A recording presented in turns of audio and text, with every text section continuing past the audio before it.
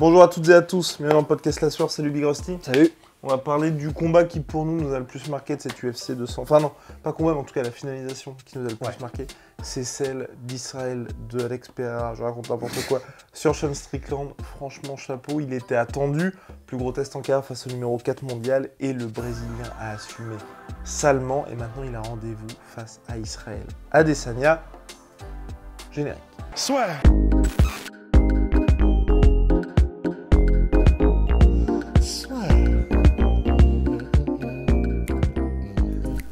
Entre dans l'octogone avec Unibet. Qui sera le vainqueur du combat? En combien de rounds? Fais tes paris sur l'app numéro 1 et profite de 150 € offerts sur ton premier pari. Alex Pereira s'est imposé par KO, vrai KO au premier round contre Sean Strickland.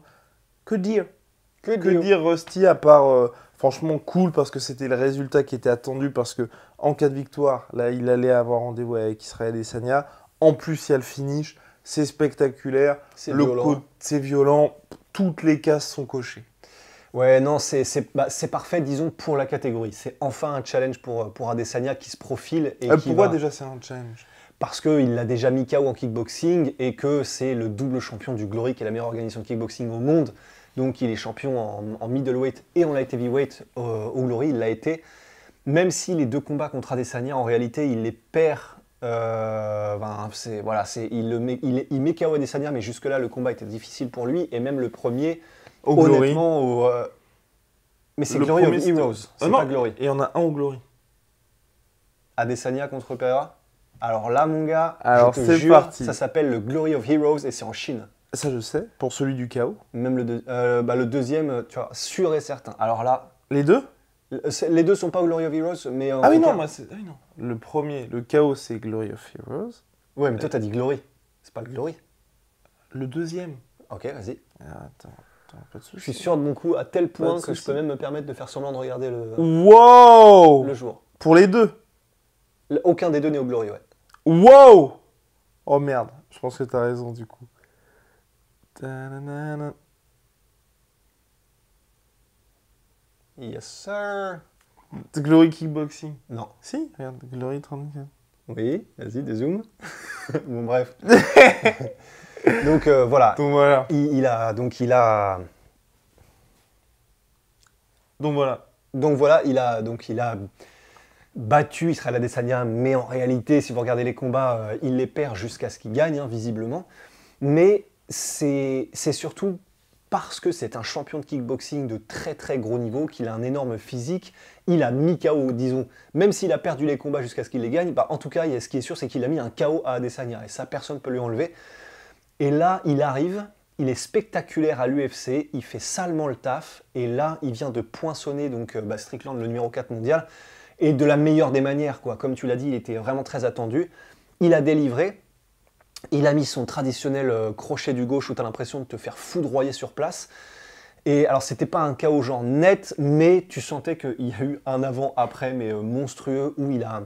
En plus, c'était bien joué parce que du coup, il a set-up, si je me souviens bien, on l'a vu qu'une fois, et là, on sort tout juste du live, mais si je me souviens bien, il a commencé donc à mettre pas mal de low kick et aussi à installer des jabs, il me semble, au corps. Et on voit pendant la séquence de finition que, en gros, Strickland pense voir venir, donc il frame comme ça, il met le bras en pensant voir venir un coup au corps, ce qui libère le menton et qui ouvre l'énorme crochet large du gauche de Pereira et qui le prend plein pot Strickland, mais vraiment le truc traverse, enfin c'est terrible. Et c'est vrai que c'est parfait parce que même si on pourrait parler aussi un petit peu de la stratégie étonnante de Strickland, qui n'a absolument pas eu la pression dans le sens... Voilà, il était comme d'hab en fait, sauf que tu peux pas être comme d'hab face à Pereira, c'est-à-dire qu'il est arrivé, il était très droit, il a commencé à essayer d'installer un peu ses middle, mais tu sais, sans vouloir faire mal ni toucher, juste il touche, il s'installe, des petits jabs, etc. À aucun moment sur les quelques minutes qui ont précédé le KO, et ça n'a pas duré très longtemps. C'est ça, c'était court aussi, parce que c'était aussi la première accélération de Pereira. C'est ça, mais en fait, la réflexion qu'on se faisait dans le live, c'est que néanmoins, tu vois, il a tellement un pouvoir de KO sur un coup, Pereira, que ne serait-ce que lui laisser 30 secondes dans son rythme, c'est extrêmement dangereux et c'est ce qu'a fait Strickland. Donc moi, c'est ça ce que j'ai pas trop compris, parce que pour moi, j'étais en mode, tu dois rien risquer contre lui et donc faire une Randy Couture, James Toney, tu vois, presque. Ou une John Jones, Rampage Jackson, où dans tous les cas, tu commences le combat et direct, soit tu plonges dans les jambes immédiatement, soit tu te mets sur un terrain où tu prends beaucoup moins de risques, mais là, il a juste avancé droit, en mettant la pression, en faisant du Strickland traditionnel, sauf que bah, il s'est fait matraquer, quoi. Donc, étonnant de la part de Strickland, peut-être qu'il peut s'en vouloir par rapport à ça, d'avoir laissé l'occasion, en tout cas, ne serait-ce que quelques secondes à Pereira de s'exprimer, quelques minutes là en l'occurrence. Et puis, bah voilà, ça y est, on y est. On a le combat que tout le monde espérait, que l'UFC a construit. L'arrivée d'Alex Pereira, parce que clairement, il n'était même pas dans le top 15. Alex Pereira, Ouais. direct, il le met contre le 4e pour son 3e combat à l'UFC. Voilà. Ouais. Voilà. Donc là, il va Voilà, passer voilà. de non classé à numéro 4, visiblement. Donc, ils ont très bien joué leur coup, l'UFC, et bravo aussi à Pereira d'avoir assuré, quoi. Parce que mine de rien, il fait, donc je crois que c'est son 3e combat à l'UFC, il a 2 KO, il y en a un contre Bruno Silva, bon, il l'a mis très très salement dans le dur aussi. Donc très bien joué de la part de Pereira. Le seul truc qu'on peut regretter, c'est que ben, il fait tout ce qu'il faut dans la cage, mais par contre, Oui. il n'a même pas l'envie d'essayer d'aligner quelques mots en anglais. Ce qui est très dommage. Ce qui est parce très que dommage. si vous n'avez pas Ouais. le contexte, forcément, ça vous fait redescendre un tout petit peu. Et là, c'est ce qu'on disait avec Rust. Enfin, c'est ce que disait Rust. Après un tel finish, on sait qui va affronter. Il n'y a pas besoin de faire grand-chose. Ouais.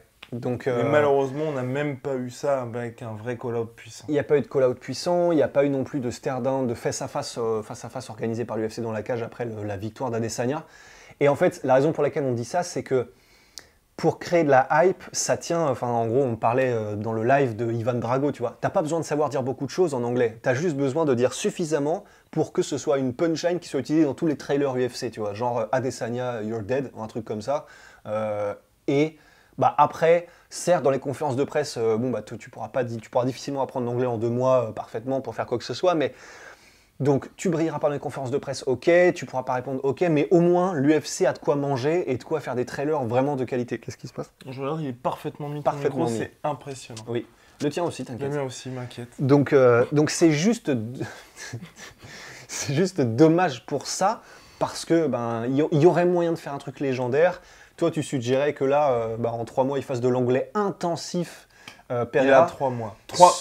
3 mois, jour pour jour. Ça peut, et Top honnêtement, chronos. bah, surtout que pour lui, ça peut, c'est en centaines de milliers de dollars que ça va changer. Donc. Bon, sauf que les Brésiliens, Oui. par exemple, ça dépend parce que par exemple, Thiago. Thiago Silva. Non, comment ça s'appelle oh là là, Paulo Costa, pardon. Paulo Costa. Paulo Ah oui, Costa, maintenant, il parle très bien anglais, ça Oui. lui permet vraiment de devenir un favori des fans. T'en as d'autres qui parlent très bien anglais Glover. aussi, Glover, Damian Maia, etc. Bien sûr, après, ils sont allés s'installer aux States. Mais t'as aussi des José Aldo, c'est-à-dire des mecs qui littéralement sont au top du MMA game depuis 15 piges, 10 piges, 15, bah bref, et ne parlent pas un mot d'anglais en public. Donc c'est... Voilà. Et j'ai très peur, vu la personnalité un peu taciturne et tout, qui s'en bat un peu... Bah, surtout que ça fait un moment que lui aussi, il était au Glory avant, donc c'est quand même une organisation qui a Ouais. l'habitude de tout ce qui est médiatique. Oui, il a jamais fait, je sais pas forcément l'effort, ou peut-être, il a jamais été suffisamment à l'aise Ouais. pour pouvoir s'exprimer publiquement dans la honte de Shakespeare. Ouais. À suivre, en tout cas Big Rusty, mais chapeau à Alex Pereira, franchement, Ouais, pour vraiment. sa performance. Il a assumé son statut, il s'est imposé par KO au premier round. Maintenant, il sera Adesanya, le combat qu'on attend tous. Peut-être un renouveau dans cette catégorie middleweight. Formidable. Big shout out à ma chouette putain.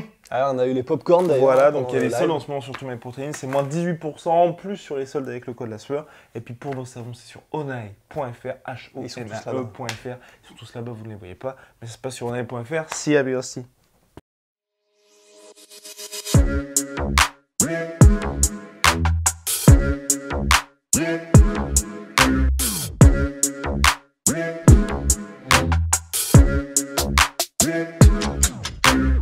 Fucking come and